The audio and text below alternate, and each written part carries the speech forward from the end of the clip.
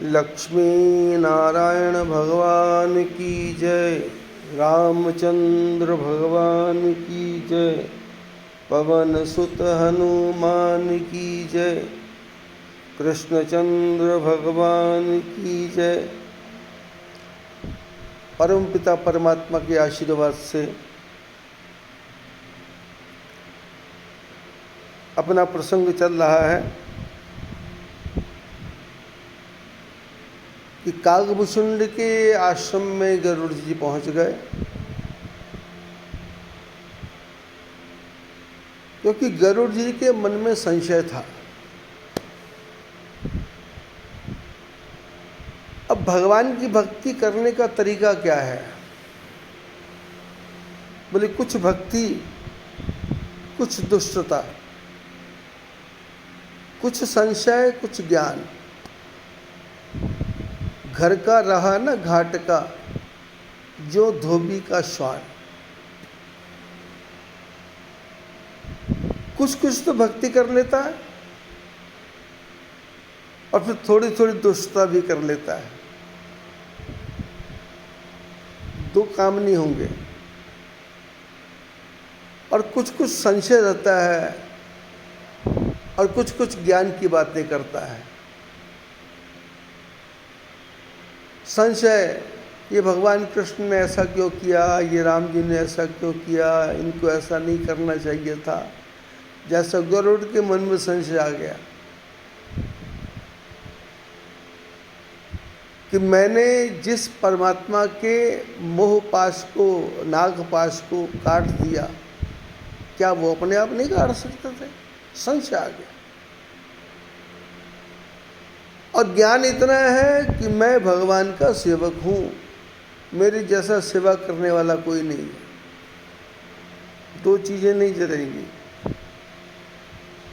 एक तरफ भक्ति की बातें करता है और एक तरफ दुष्टता की बातें करता है। मंदिर में जाके जब घंटी बजाता है तो राम बन जाता है, जब वही आदमी दुकान पर जाके बैठता है तो रावण बन जाता है। किस प्रकार से लूटूं, किस प्रकार से खसूटूं। तो भगवान की भक्ति के लिए बोले सीधे सीधे, कुछ भक्ति, कुछ दुष्टता, कुछ संशय, कुछ ज्ञान। या तो पूरा भक्त हो जाए या पूरा दुष्ट हो जाए। दुष्ट हो जाए तो रावण की तरह मैं मानूंगा ही नहीं। तो भगवान बोलते पूरा दुष्ट होने पर भी मैं तेरा कल्याण कर दूंगा, और पूरा भक्त होने पर भी मैं तेरा कल्याण कर दूंगा। संशय है तो बोले संशय आत्मा तो विनश्यति, संशय आत्मा विनश्यति। रामायण में लिखा है, जो संशय करता रहता है, हर बात में संशय करता है, ऐसी आत्मा का विनाश हो जाता है। कुछ संशय, कुछ ज्ञान, थोड़ा सा ज्ञान कि मेरे को ये भी समझता है, मेरे को ये भी समझता है, मेरे को ये, पर पूरा कुछ नहीं समझता। शास्त्र कहते हैं हर बात में पूर्ण होना चाहिए। जैसा आदमी क्या है, वो घर का रहा ना घाट का। ना ये आदमी घर का रहेगा, ना ये आदमी घाट का रहेगा। कैसा हो जाएगा? बोले धोबी का कुत्ता, ना घर का ना घाट का।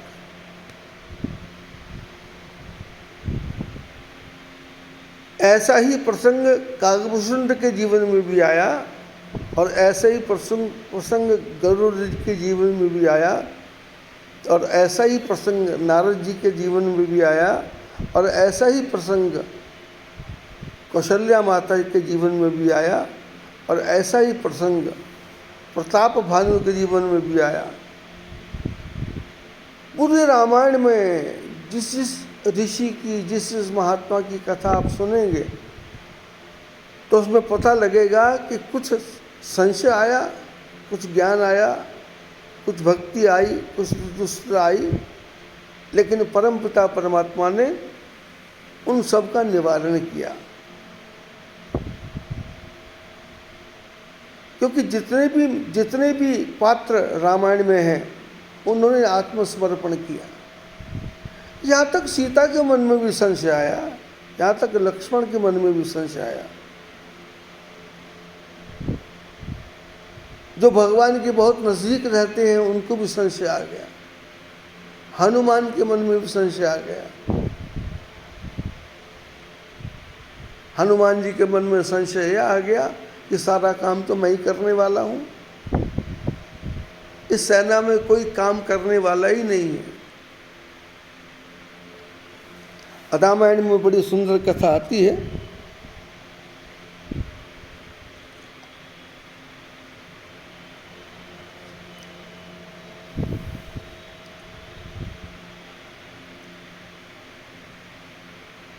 कि राम जी की सीता खो गई और सीता खोने के पीछे भी प्रसंग बहुत लंबा चौड़ा है। आगे के प्रसंगों में उनकी चर्चा की जाएगी, लेकिन अभी थोड़ा याद आ गया।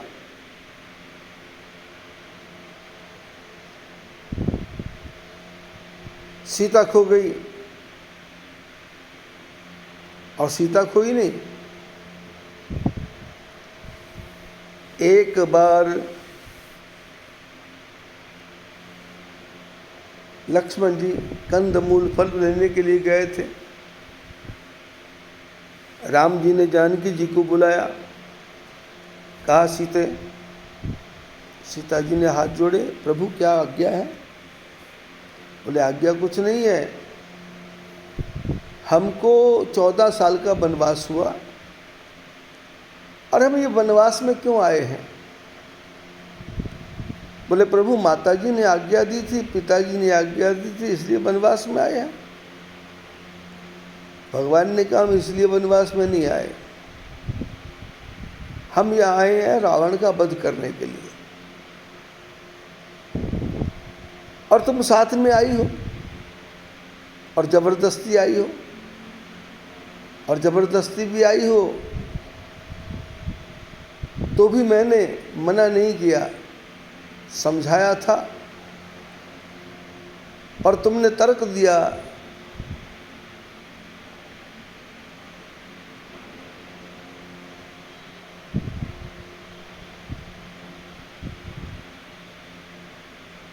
कि नदी में जल ना हो, शरीर में प्राण ना हो और पत्नी का पति ना हो, इनका जीवन बेकार होता है। जिए बिनु देह नदी बिनु बारी, तैसे नाथ पुरुष बिनु नारी। तुमने कहा था शरीर में प्राण ना हो, जिए बिनु देह, देह में जीव नहीं है तो शरीर की कोई कीमत नहीं है। जिए बिनु देह नदी बिनु बारी, नदी में पानी नहीं है, सूखी नदी की क्या कीमत। तैसे नाथ पुरुष बिन नारी, ऐसे ही पुरुष के बिना स्त्री की कोई कीमत नहीं है। मैं आपके साथ वनवास में जाऊंगी और सुख को कभी याद नहीं करूंगी और दुख की कभी फरियाद भी नहीं करूंगी। राम जी ने समझाया था कि मायके ससुरे सर्व सुख, कि तुम्हारे मायके में भी सब सुख है, तुम्हारे ससुराल में भी सब सुख है। 14 साल का वनवास है, 7 साल तुम मायके में रह लेना, 7 साल तुम ससुराल में रह लेना, इस प्रकार 14 साल बीत जाएंगे। तो इसने कहा ना, मैं तो आपके साथ ही चलूँगी। कौशल्या माता ने भी कहा कि लेकर के जाओ।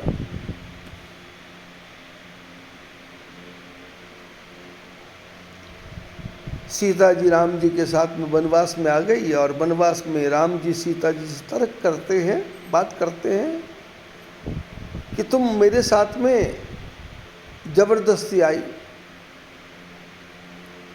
तो हम करने के आए हैं।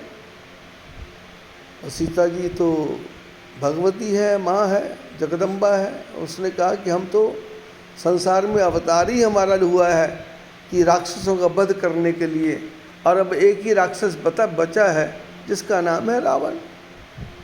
तो बोले फिर करना क्या है? सीता जी ने कहा आप आज्ञा करो। अभी तक तो आप ही कर रहे थे। बोले नहीं नहीं, अब तुम्हारी सहायता की जरूरत है। ऐसा करो कि तुम पावक मह करहु निवासा, तुम अग्नि में प्रवेश कर जाओ।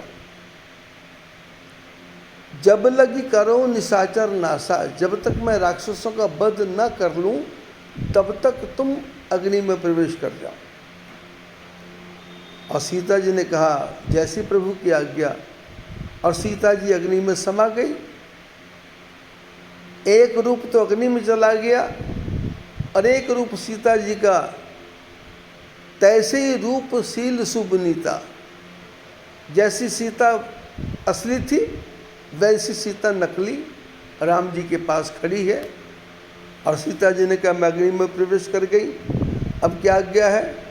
भगवान बोले अब लीला मेरी चालू हो गई, अब मैं प्रारंभ करूंगा लीला को।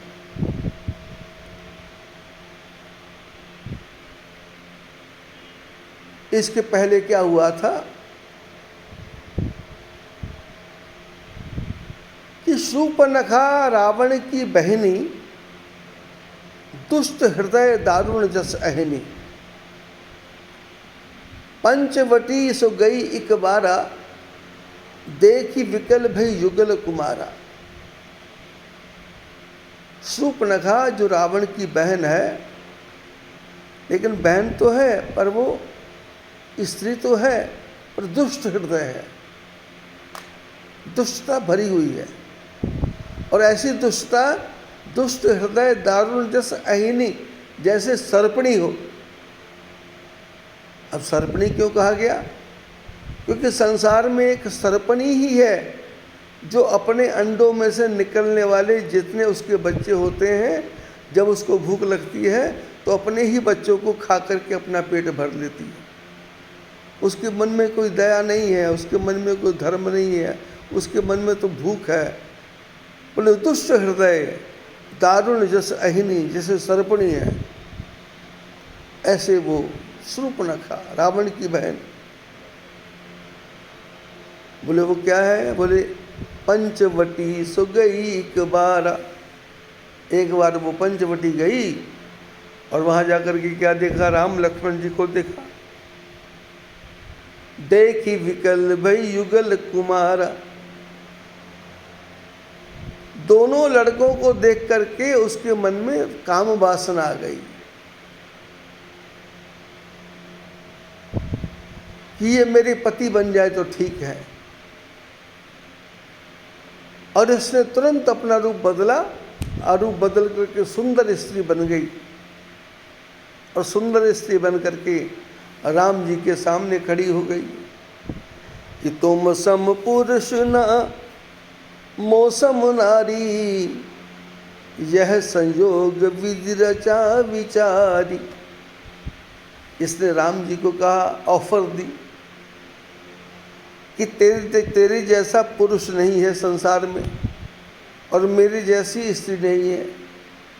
ये संयोग परमात्मा ने बहुत सोच विचार के रचा है। यह संयोग विधि रचा विचारी।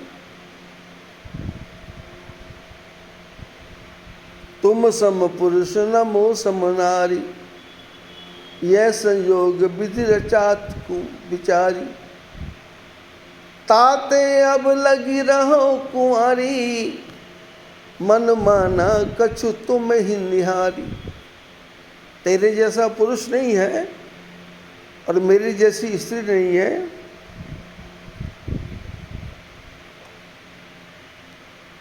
इसलिए मैं आज तक कुमारी घूम रही हूँ, लेकिन तुम्हारे को देख करके मेरा मन थोड़ा थोड़ा मान रहा है।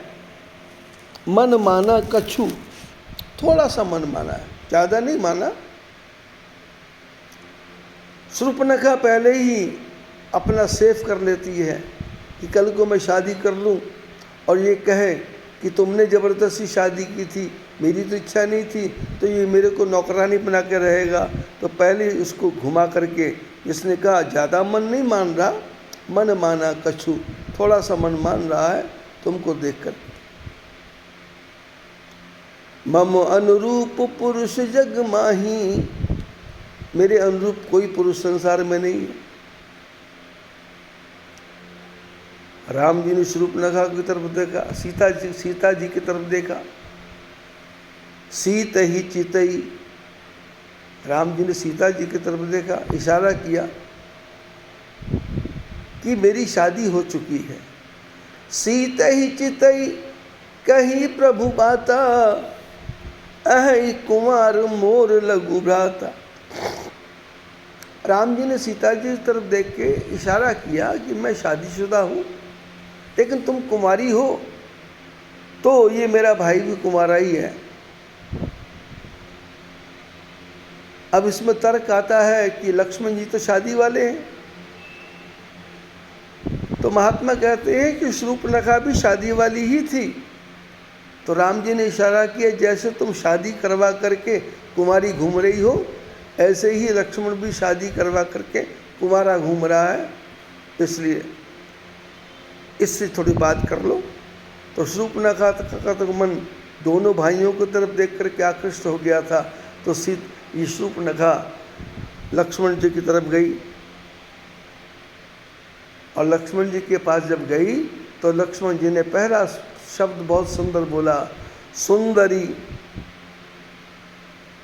सुंदरी कहा। अब जैसे ही सुंदरी कहा, वैसे ही शूर्पणखा मन में बहुत प्रसन्न हो गई। अरे ये लड़का तो बहुत समझदार है, इसने मेरे को पहचान लिया, इसने मेरे को सुंदरी कहा, ये मेरे को सुंदरी कह रहा है, ये समझदार है। तो लक्ष्मण जी ने कहा, सुंदरी सुन। बोले सुन। तो शूर्पणखा पास में आ गई, बोले सुनाओ। बोले सुंदरी सुनो मैं उनकर दासा। बोले सुनो, मैं वो जो राम है ना, उनका दास हूँ। तू मेरे साथ शादी करेगी तो मैं दास और तुम दासी बन जाओगी, तो फायदा तो कुछ नहीं है। और पराधीन नहीं तोर सुपासा, और तू तो पराधीन होकर के रह ही नहीं सकती। तू किसी के अंडर में रहेगी, ऐसा तो तेरा हो ही नहीं सकता, क्योंकि इतनी सुंदर स्त्री किसी के अधीन होकर रहे, नौकरानी बन के रहे, ऐसा नहीं हो सकता। लेकिन एक तरीका है, ये जो राम है ना, ये प्रभु समर्थ कौशलपुर राजा, ये मेरे जो राम हैं, ये कौशलपुर के राजा हैं। जो कछु करहि इन्हीं सब साजा। बोले ये जो कुछ भी करें इनको अच्छा लगता है, क्योंकि हमारे राजा जो कौशलपुर हैं, हमारे पिताजी दशरथ, उन्होंने 3 शादियां की हैं, और यदि ये भी एक की जगह 3 शादी कर लेंगे तो कोई नुकसान नहीं है, लाभ ही लाभ है।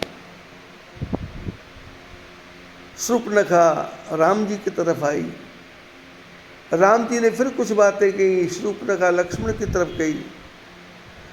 अब इसके बीच में उन्होंने जब बार बार सीता जी की चर्चा की, तो शूर्पणखा ने देखा ये बीच में जो सीता है इसको ही ख़त्म कर दूँ तो ठीक है, तो वो सीता जी की तरफ को मारने के लिए भागी। तो राम जी ने इशारा किया, और लक्ष्मण जी ने नाक कान बिनु कीन, नाक और कान काट दिया। शूर्पणखा के नाक कान कट गए, और शूर्पणखा वहाँ से, रावण ने शूर्पणखा के साथ में 14,000 सेना भेजी हुई थी। खरदूषण नाम के भाई थे शूर्पणखा के, उनको भी साथ भेजा हुआ था। खरदूषण त्रिशरा, और उनके साथ 14,000 सेना। शूर्पणखा खरदूषण के पास गई। खरदूषण ने देखा नाक कान कटा हुआ है। किसने काटा? बोले 2 लड़के आए हैं जंगल में। राम जी ने लक्ष्मण जी को बुलाया, और लक्ष्मण जी को कहा कि लक्ष्मण, ले जानकी ही जाहु गिरि कंदर, आवा निश्चर कटक भयंकर। ये सीता जी को लेकर के गुफा में चले जाओ, क्योंकि राक्षसों की बड़ी भारी सेना आने वाली है। अब सेना आ गई ये नहीं है, सेना आनी थी ये भी नहीं है, लेकिन सेना आएगी। और पूरे वनवास में कभी भी राम जी ने लक्ष्मण जी को नहीं कहा कि सीता जी को गुफा में लेके जाओ। जब जब भी राम लक्ष्मण जी के साथ में राक्षसों का युद्ध होता था तो राम जी एक आध राक्षस को मारते थे और लक्ष्मण जी तो पूरे निश्चर कटक भयंकर को मार देते थे। और आज भगवान लक्ष्मण जी को इशारा कर रहे हैं कि सीता जी को लेकर के गुफा में चले जाओ, क्योंकि सीता गुफा में जाओ। लक्ष्मण जी हैरान हो गए, लेकिन भाई साहब की आज्ञा माननी। लक्ष्मण जी को लेकर के, सीता जी को लेकर के लक्ष्मण जी गुफा में चले गए। और इधर खरदूषण आए और दूर से खरदूषण ने देखा एक सुंदर बालक खड़ा है। भगवान की छवि को देख करके खरदूषण के मन में ममता आ गई, जैसे शूर्पणखा के मन में एक प्रकार से ममता आ गई थी, मोह आ गया था, जैसे प्रेम आ गया था, ऐसे खरदूषण के मन में भी आ गया। तो उन्होंने कहा कि ऐसा अपने दूत को जाके बोला कि ऐसा करो और जा कर के इस लड़के को जाके बोलो कि देखो हमारा तुम्हारे कोई दुश्मनी नहीं है, हमारा तुम्हारे से कोई विरोध नहीं है, तुम ऐसा कर दो अपने साथ जो सुंदर स्त्री लेकर के आए हो इसको हमको दे दो और तुम चले जाओ, हमारा तुमसे कोई लेना देना नहीं, कोई विरोध नहीं।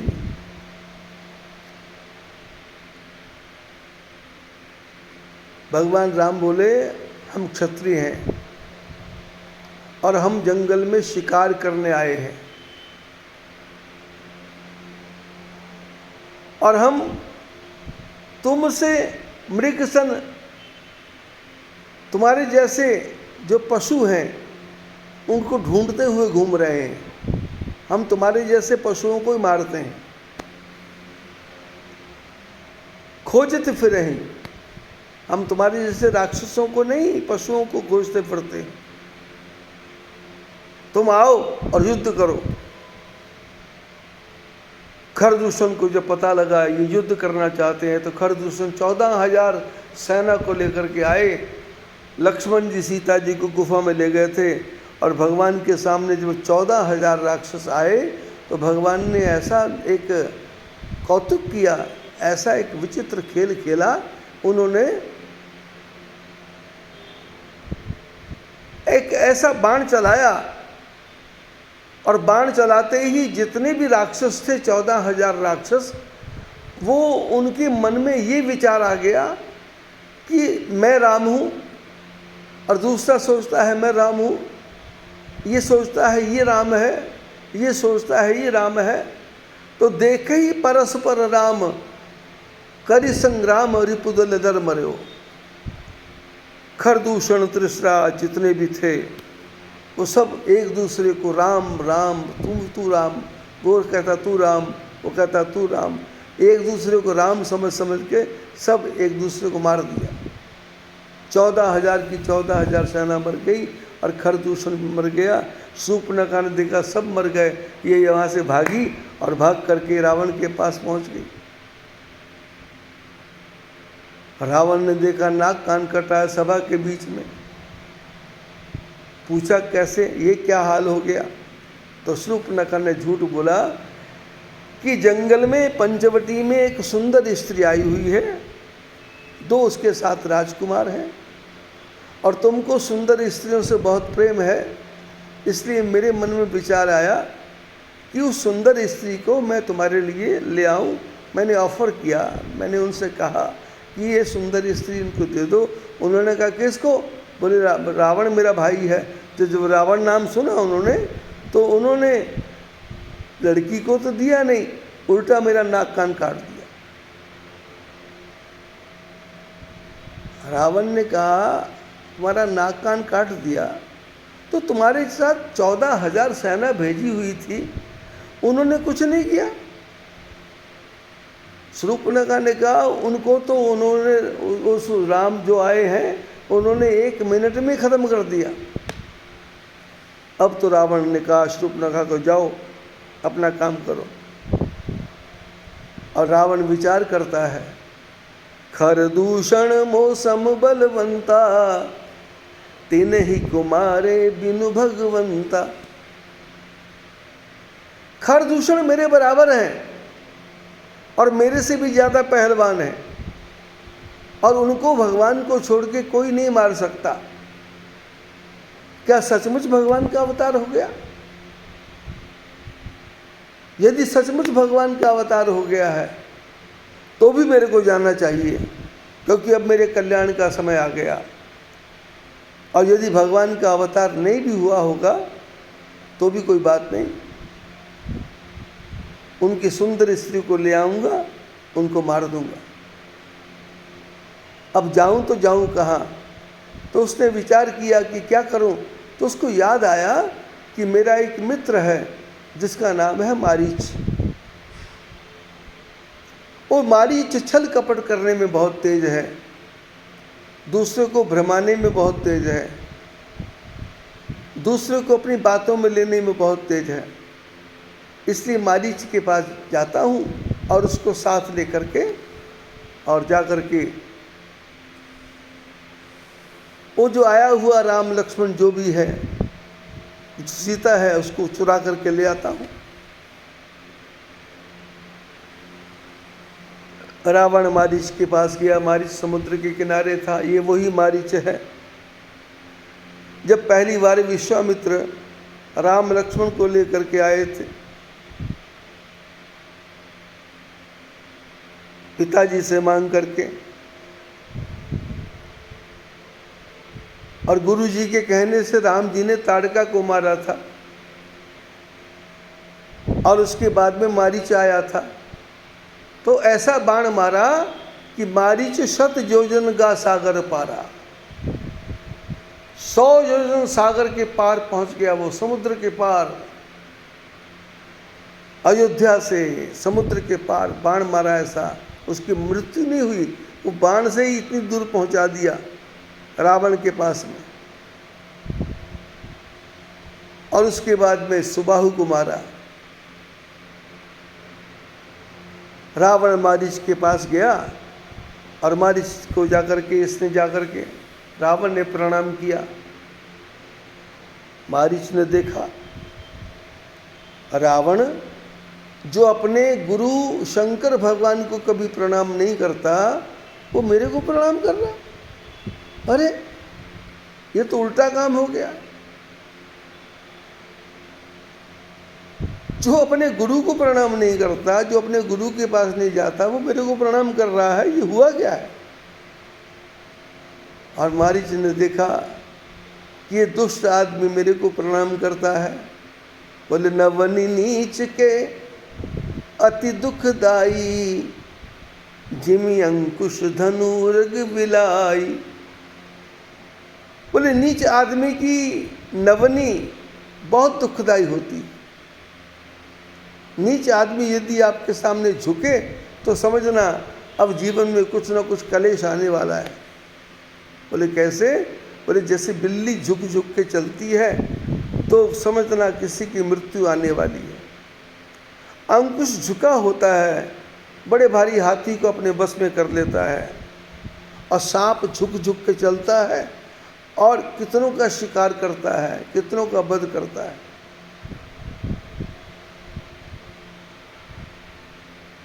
मारीच ने देखा कि रावण झुक के आ रहा है और पूछा, प्रभु मेरे लिए क्या आज्ञा है?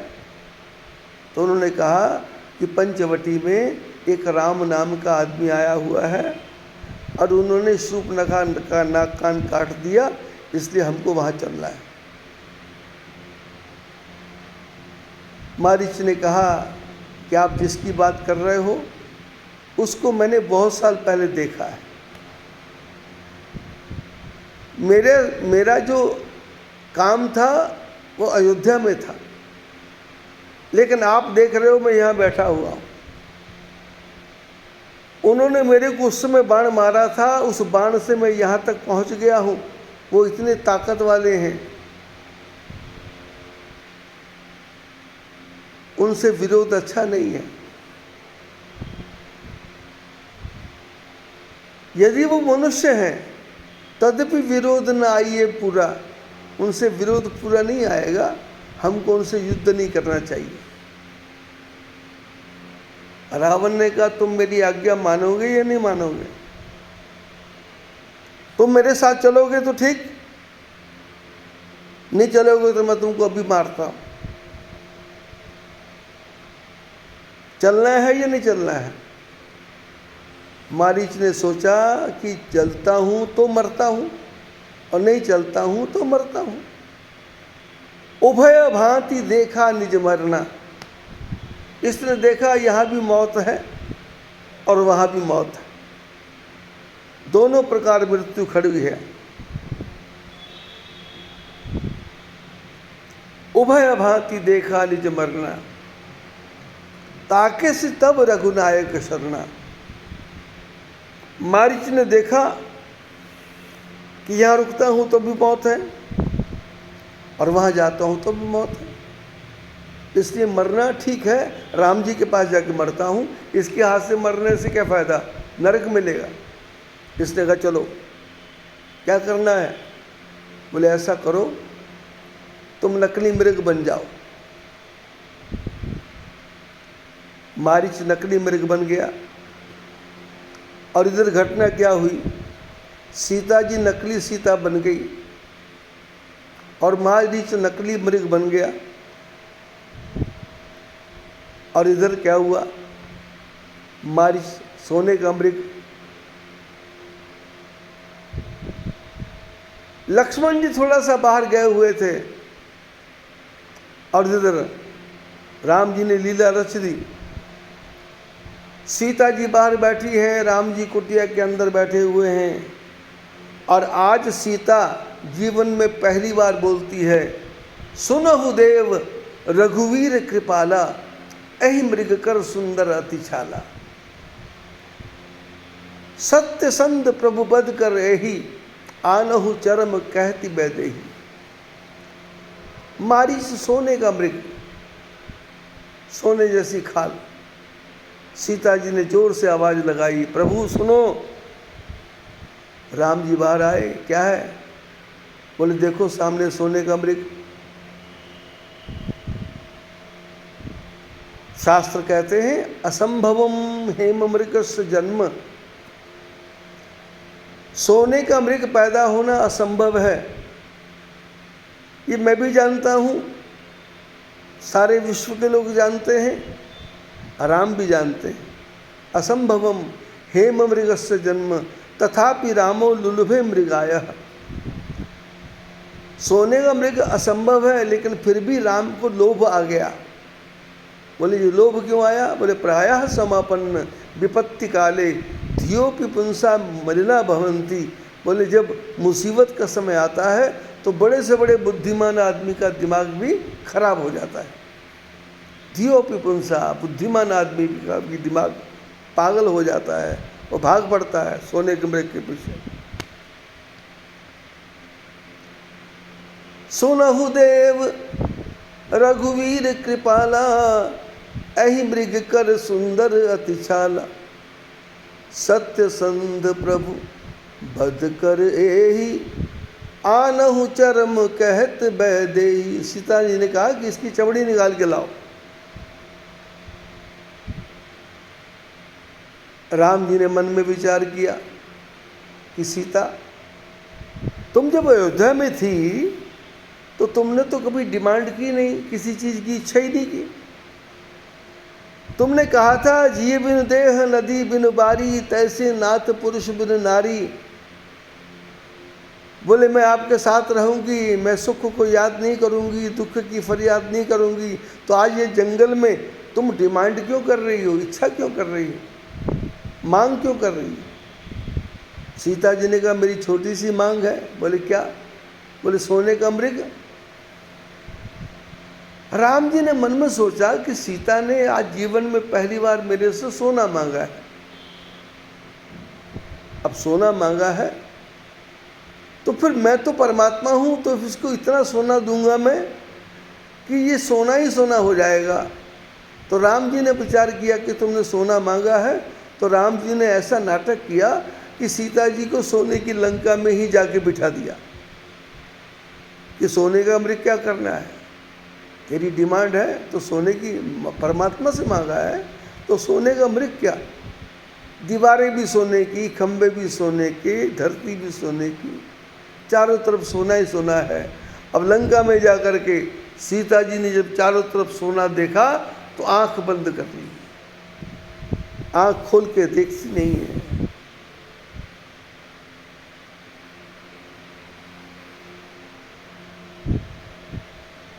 ध्यान तुम्हारे कपाट,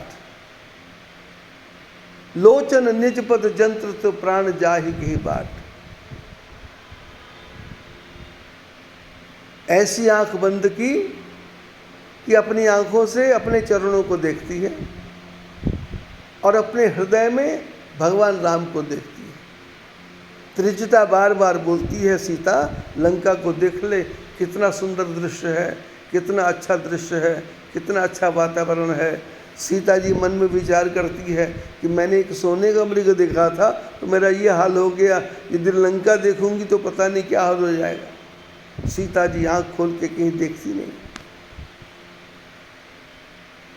राम जी सीता जी की आज्ञा, इच्छा को पूर्ण करने के लिए लक्ष्मण जी को जाते जाते बोल गए कि सीता केरी रखो करो रखवारी, सीता की रखवाली करना।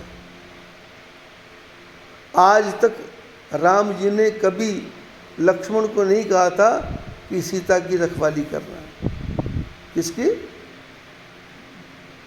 किसकी रखवाली? सीता जी की रखवाली करने को कभी नहीं कहा था। लेकिन थोड़ी देर पहले कहा था, ले जानकी जाओ गिरिकंदर, सीता जी को गिरिकंदरा में ले जाओ। आवा निश्चर कटक भयंकर, राम जी को पता लग गया था, इंटीमेशन होने लग गए थे, साइन होने लग गए थे, कुछ कुछ सूचना मिलने लगी थी कि कुछ गड़बड़ होने वाला है। तो सीता को गुफा में भेजा। और अब जब मारीच के पीछे भागे तो राम जी जाते जाते बोले कि सीता केरी करो रखवारी, सीता की रक्षा करना। सीता कौन है? राम जी की धर्मपत्नी। सीता कौन है? सती। सीता कौन है? पतिव्रता। लेकिन आज राम कहते हैं सीता की रक्षा करो, क्योंकि राम जी को पता है कि जो पतिव्रता सीता थी वो तो अग्नि में चली गई, जो पतिव्रता स्त्री थी वो तो अग्नि में समा गई। अब ये नकली है, अब नकली सीता नकली बातें करेगी।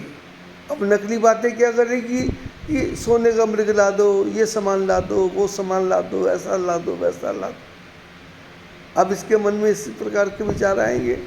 अब ऐसी स्त्री कहीं भी पथभ्रष्ट होने के लिए तैयार हो जाएगी, इसलिए अब इसकी रखवाली करना जरूरी है। पतिव्रता स्त्री की रक्षा करना पड़ता नहीं है, और जो पतिव्रता नहीं है उसको तो बिगड़ने का चांस चाहिए, वो तो कभी बिगड़ने को तैयार बैठी है। तो राम जी ने जाते जाते कहा कि सीता केरी करो रखवाली, सीता की रक्षा करना। जंगल में बड़े बड़े राक्षस घूम रहे हैं, राम जी मारीच के पीछे पीछे। और मारीच क्या है? जब रावण के साथ मारीच राम जी के पास आया और आते आते विचार करता है कि मेरा कितना अहोभाग्य है, मैं भगवान के चरणों को जाके देखूंगा।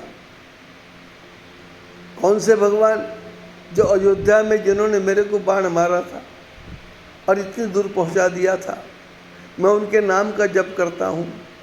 अब मेरे ऊपर कितनी कृपा हो गई, मैं जाऊँगा और भगवान का दर्शन करूँगा। और वो भगवान मम पाछे धर धावत, धरे सरासन बाण, पुनि पुनि प्रभु ही बिलो के हो, धन्य नमो समयान। मैं मारीच बन गया, मैं सोने का मृग बन गया, मैं सोने का मृग, मेरे पीछे पीछे राम भागेंगे। और भागते भागते मैं तेज भागूंगा, वो मेरे पीछे पीछे धनुष बाण लेके आएंगे और मैं घूम घूम के उनका दर्शन करूंगा, और दर्शन करते करते वो मेरे बाण मारेंगे और वो बाण मारेंगे, मैं उनका दर्शन करते करते मर जाऊंगा, मेरा कल्याण हो जाएगा। मम पाछे धर धावत धरे सरासन बाण, पुनि पुनि प्रभु ही विलो के हो धन्य नमो समयान। मैं बार बार इनका दर्शन करूंगा, बार बार, ऐसा मेरा भाग्य। और जैसे ही राम जी के पास पहुँचे तो राम जी को पता लग गया कि इस मारीच के मन में क्या है, कि मेरे पीछे पीछे भागे। तो भगवान अपने भक्तों की रक्षा करते हैं, भगवान अपने भक्तों की इच्छाओं की पूर्ति करते हैं। तो मारीच भाग रहा है तो उसके पीछे पीछे भाग रहे हैं। भगवान के पास 2 बाण हैं, एक वो बाण जो सुबाहु जो मारीच को मारा था अयोध्या में, और वो बाण मार करके लंका में पहुंचा दिया था। और आज भगवान उस बाण का प्रयोग नहीं करते, क्योंकि भक्त के मन में इच्छा है कि मेरे पीछे पीछे भागे। तो भगवान राम के मारीच के पीछे पीछे भाग रहे हैं, और मारीच भागते भागते जंगल में बहुत दूर ले गया। और दूर तो क्या लेके जाना था, राम जी की लीला थी, एक नाटक चल रहा था, और वो भगवान ने खींच के बाण मारा, और मारीच ने मरते समय हे लक्ष्मण कहा जोर से, लक्ष्मण कहा, लक्ष्मण। सीता जी ने सुना और लक्ष्मण जी ने नहीं सुना। जानकी जी बैठी बैठी देख रही है लक्ष्मण को, कि लक्ष्मण क्या बात है, तुम्हारा दिमाग ठीक है क्या? लक्ष्मण जी ने कहा माता जी क्या हुआ? बोले तुम्हारे भैया ने तुमको आवाज लगाई है, वो किसी मुसीबत में फंसे हुए हैं और तुम मेरे पास बैठे हुए हो, तुमने कुछ सुना नहीं क्या? लक्ष्मण जी ने कहा माता जी आप किनकी बात कर रहे हो? सीता जी ने कहा राम जी की। बोले क्या बात कर रही हो? बोले मुसीबत में फंसे हैं। बोले कौन? बोले राम तुम्हारे भाई। अरे पागल हो गए हो क्या? मेरे को सुन रहा तुमको सुनता नहीं है क्या? कान बहरे हो गए क्या? लक्ष्मण जी ने कहा माता जी वो जो राम है ना, भ्रिकुटी विलास सृष्टि लय होई, स्वप्ने हु संकट परई की सोई। माता जी जिनकी आंख के इशारे से सृष्टि का लय हो जाता है, सारी सृष्टि खत्म हो जाती है, ऐसे परमात्मा के ऊपर कभी संकट आ सकता है क्या? स्वप्ने में भी राम जी के ऊपर संकट नहीं आ सकता। लक्ष्मण जी ने सीता जी को समझाया। सीता जी ने कहा लक्ष्मण बड़ी मैं हूं कि तू? लक्ष्मण जी ने कहा माता जी बड़ी तो आप है। तो बोले मैं आज्ञा दे रही हूं जाओ। बोले बड़ी तो आप है, पर आपसे बड़े तो राम जी हैं, और राम जी मेरे को बोल के गए हैं कि सीता केरी करो रखवाली, सीता की रखवाली करना। तो मैं उनकी आज्ञा मानूं कि आपकी आज्ञा मानूं? सीता जी ने कहा लक्ष्मण मैंने आज तक कभी तुमको ऐसी आज्ञा दी क्या? कभी भी पूरी यात्रा में या अयोध्या में या किसी भी समय मैंने तुमको कभी कुछ कहा क्या ये करना है या नहीं करना है? आज मैं कह रही हूं। लक्ष्मण जी ने कहा माता जी मैं नहीं जा सकता। सीता जी ने कहा क्यों नहीं जा सकते? बोले माता जी आप जबरदस्ती क्यों कर रही? सीता जी ने कहा बेटे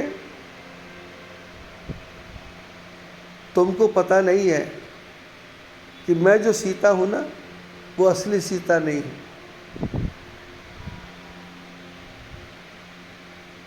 राम जी ने सीता जी को जब नकली से असली से नकली बनाया तो लक्ष्मण हूँ यह मर्म न जाना, जो कछु चरित्र रचा भगवाना। लक्ष्मण जी को भी इस बात का पता चला नहीं था कि जो सीता है यह नकली हो चुकी है, असली सीता तो अग्नि में समा गई है।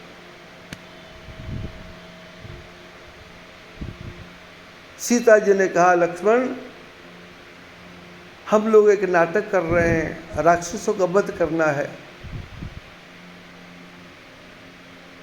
मैं तेरे को भेद बताती हूं। मरम वचन सीता जब बोला, भेद बताया। मरम वचन सीता जब बोला, हरि प्रेरित लक्ष्मण मन डोला। सीता जी ने भेद बताया कि लक्ष्मण मैं नकली हूं और मैं अग्नि में समा गई हूं। ये नकली सीता है। हम लोग रावण का वध करना चाहते हैं, इसलिए हम सब लोग ये नया दृश्य पैदा किया है। जब तक तुम नहीं जाओगे तब तक रावण नहीं आएगा। सीता जी ने कहा, लक्ष्मण ये नकली नकली का झगड़ा है, असली असली का झगड़ा नहीं है। लक्ष्मण जी ने कहा, नकली नकली क्या है? सीता जी ने कहा, मैं नकली, और ये सोने का मृग था, ये भी नकली।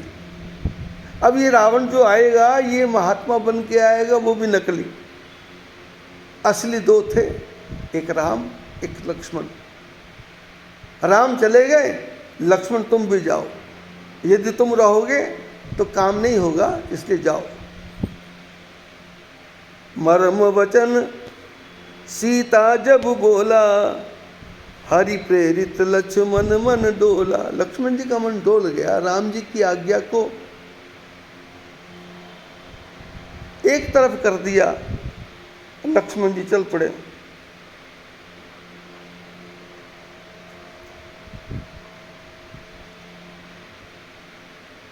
इधर पीछे से रावण आया साधु के भेष में, सीता जी से भिक्षा मांगी, लेकिन जाते जाते लक्ष्मण जी एक रेखा खींच गए, इससे पार जाना नहीं। जाते जाते फिर भी सुरक्षा का साधन कर गए, पर सीता को तो जाना था। रावण उठा करके ले गया और लक्ष्मण जी जंगल में पहुंचे। राम जी ने देखते कहा, लक्ष्मण तुम यहां सीता जी को छोड़ के आ गए? तुमने मेरे वचन की आज्ञा का पालन नहीं किया। मेरे मन में ऐसी भावना आ रही है कि मम मन सीता आश्रम नाही। मेरे मन में ऐसा लग रहा है कि सीता आश्रम में नहीं है। आयो, मेरे वचनों को पेल करके आए, वचनों का उल्लंघन करके आए हो। लक्ष्मण जी ने सारी बात बताई कि मैं क्या करता, ऐसे ज़बरदस्ती माता जी ने ज़बरदस्ती मेरे पीछे पड़ गई कि तुमको जाना ही पड़ेगा। मैं आ गया। राम जी ने कहा चलो वापस। जब वापस आए तो देखा कुटिया में कुछ भी नहीं है। राम जी तो रोने लग गए। लक्ष्मण जी ने कहा भैया क्या कर रहे हो? बोले जानकी चली गई, अब घर जाके मैं क्या जवाब दूंगा? 14 साल का वनवास था, 1 साल बाकी रह गया, और तुमने भैया ये क्या काम कर दिया? और राम जी रोते रोते, हे खग मृग है मधुकर श्रेणी, तुम देखी सीता मृग नयनी, ऐ विधि खोजत बिलपत स्वामी, मनहु मह विरही अति कामी। हे खग मृग, हे पक्षियों, हे पेड़ों, ऐ धरती माता, ऐ आकाश, तुम लोगों ने सीता को कहीं देखा क्या? तुम देखी सीता मृग नयनी, ऐ विधि खोजत बिलपत स्वामी। रो रहे हैं। कैसे रो रहे हैं? जैसे कोई महान कामी पुरुष रो रहा हो। और इधर रावण सीता को रथ पे बिठा करके लेके जा रहा है और सीता जी रो रही है। रास्ते में जटायु मिला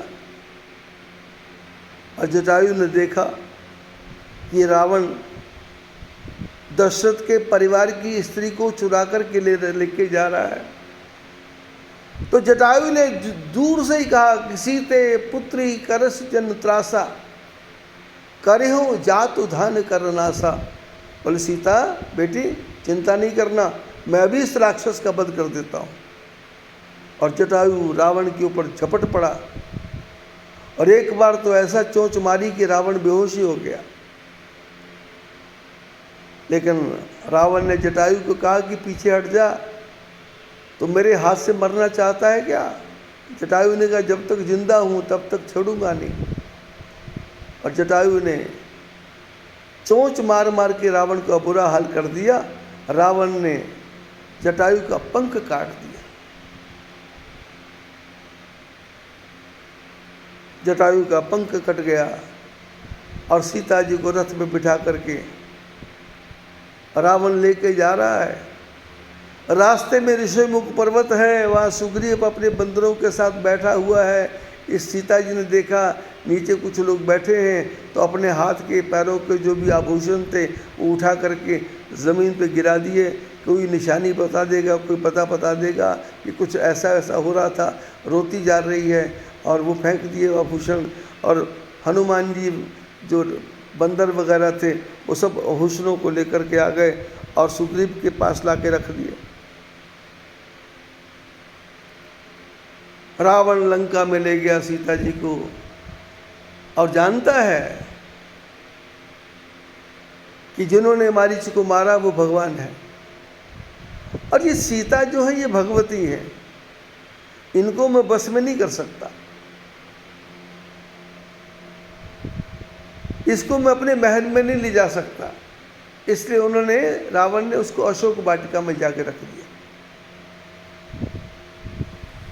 जब राम रावण का युद्ध चल रहा था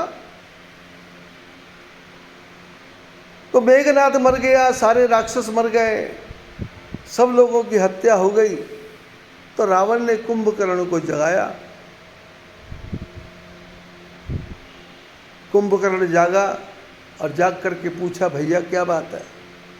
बोले युद्ध चल रहा है। किससे? बोले राम जी से।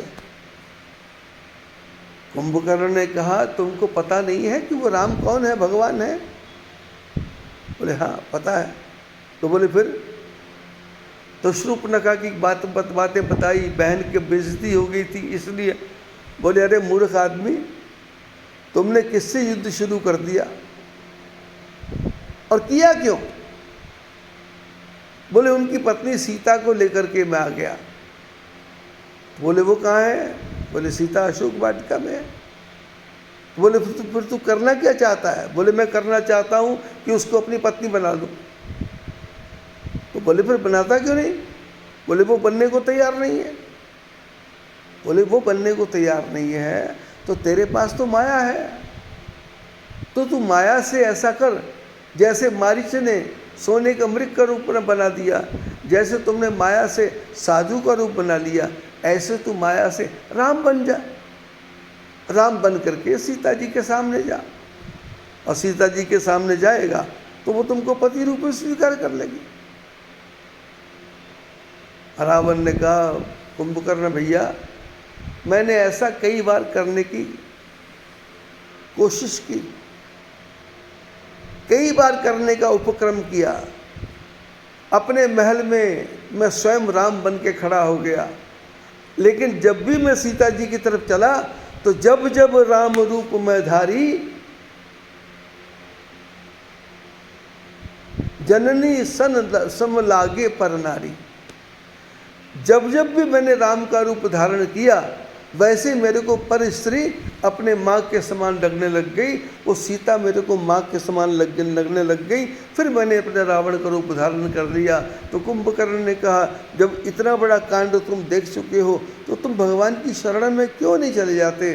बोले अब तो मैंने छेड़ दिया युद्ध, अब तो उनके हाथ से मरना है, उनके हाथ से जीना है।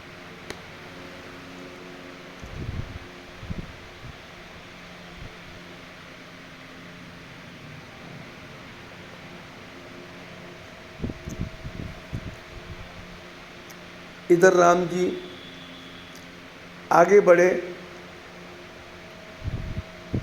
आगे बढ़ते ही जटायु का दर्शन हुआ, पंख कटे हुए हैं।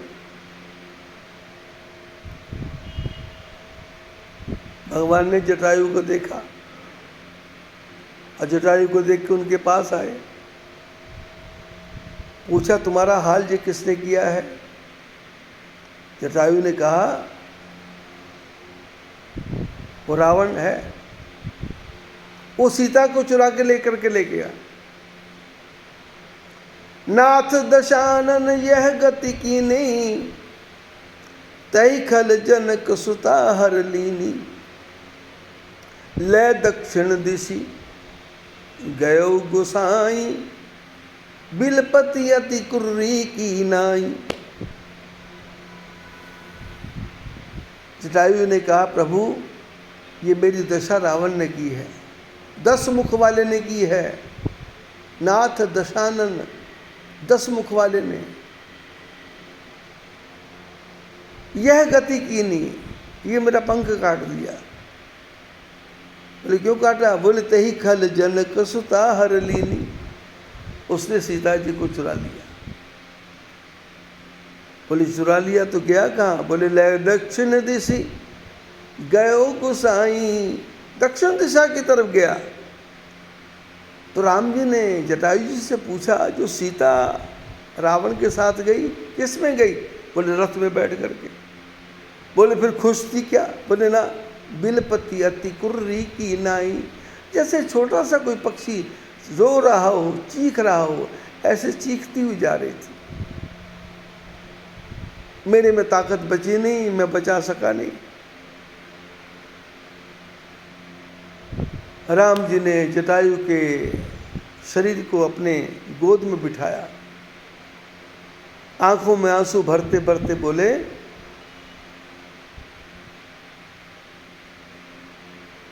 कि मैं अपने पिता के मरने के संस्कार पर तो नहीं जा सका, पर आपके मरने के संस्कार पर मैं जरूर रहूंगा। लेकिन ये जो बात है, सीता को चुरा लिया रावण ने, आप स्वर्ग में जाएंगे तो वहाँ मेरे पिताजी होंगे, तो उनको जाकर के बताना मत कि सीता चुराई गई। जो मैं राम तो कुल सहित कहे दशानन आई। आपके मन में क्या है? रावण को मारना?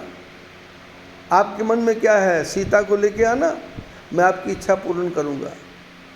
यदि मैं सचमुच में राम हूं तो आपने दशरथ महाराज को नहीं बताना कि सीता को रावण चुरा के ले गया।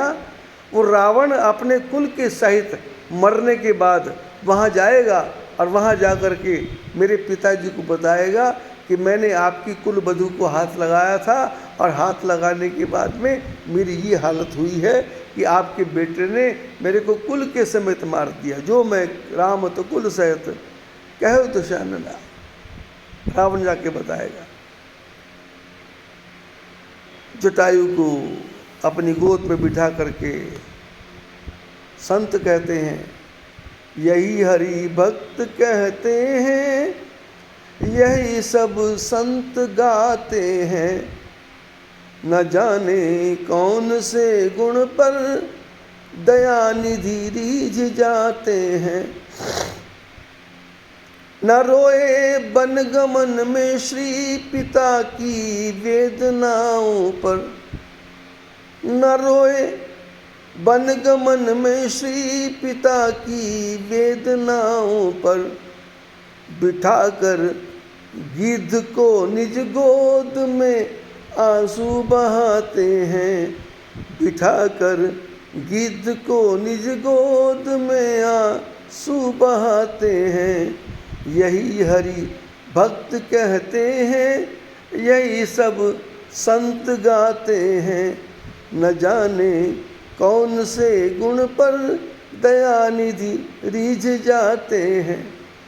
बोले भगवान का कुछ पता नहीं है, किस गुण पर रीझ जाएं, किस गुण पर खींच जाएं, कुछ पता नहीं है। जंगल में जाते समय अपने पिता को दुखी देख करके भगवान रोते नहीं हैं, लेकिन वही राम गिद्ध को अपनी गोद में बिठा करके आंसू बहाते हैं। आंसुओं से खून धोया, अंतिम संस्कार किया और अंतिम संस्कार करने के बाद में आगे बढ़े।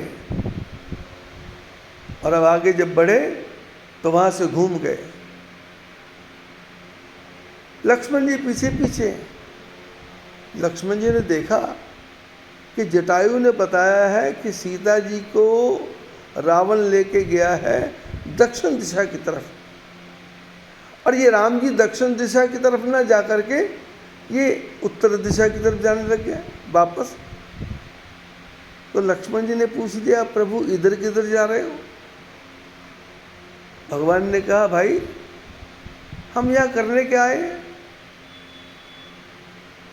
बोले, प्रभु 14 साल का वनवास। बोले, 14 साल का वनवास? सीता जी ने तुमको कुछ बताया क्या? बोले, हाँ प्रभु आप बताया। बोले, क्या बताया? बोले, मैं नकली हूँ। तो बोले, वो जो मारीच आया था वो सोने का अमृत तुमने भी देखा था? बोले, देखा था।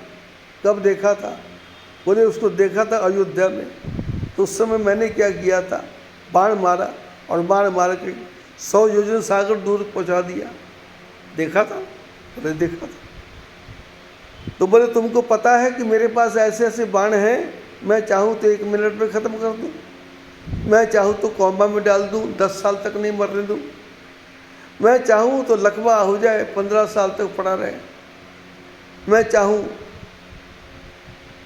मेरे पास बाण हैं, लव निमेश परमाणु युग, वर्ष कल्प सरचंड, भजसी न मन ते राम को, काल जासु को दंड। काल रूपी धनुष पर भगवान ने अपने बाण चढ़ा रखे हैं। नव लव 1 सेकंड से भी कम, आंख की पलक से झपने से भी कम मौत आ सकती है। पलक झपकने के तक भी मौत आ सकती है, पलक 4 बार झपके तो भी मौत आ सकती है। लव निमेश परमाणु युग, 1 युग के बाद भी मौत आ सकती है। वर्ष कल्प सरचंड, 1 वर्ष 1 कल्प, कागभूषण कल्पों तक जिंदा है, मौत नहीं आ रही। और आदमी पैदा होते ही माँ के पेट में मर जाता है, पैदा होते होते ही मर जाता है, पैदा होने के दूसरे दिन मर जाता है। लव निमेश परमाणु युग। भगवान ने कहा, मेरे पास तो ऐसे ऐसे बाण हैं कि रावण को मारना कोई कठिन नहीं है, मैं इधर से बाण चलाऊं तो रावण वहीं बैठे बैठे मर जाएगा। पर हम तो यहाँ अपने भक्तों का कल्याण करने के लिए आए हैं, और यहाँ पास में जंगल है, और जंगल में एक माता शबरी रहती है जो वहाँ रह करके रोज गाती है, मैं रास्ता कर रही साफ कि आज मेरा राम आएगा, जो राम न आया कोई पैगाम आएगा। मैं रास्ता कर रही साफ, आज मेरा राम आएगा, जो राम न आया कोई पैगाम आएगा। बोले, शबरी रहती है जहाँ, वो रास्ता साफ करती है, थोड़ा उसको मिलना है। राम जी ने, लक्ष्मण जी ने कहा, कब मिलना है? राम जी ने कहा, आज विश्राम कर लेते हैं, कल मिल लेंगे। तो लक्ष्मण जी राम जी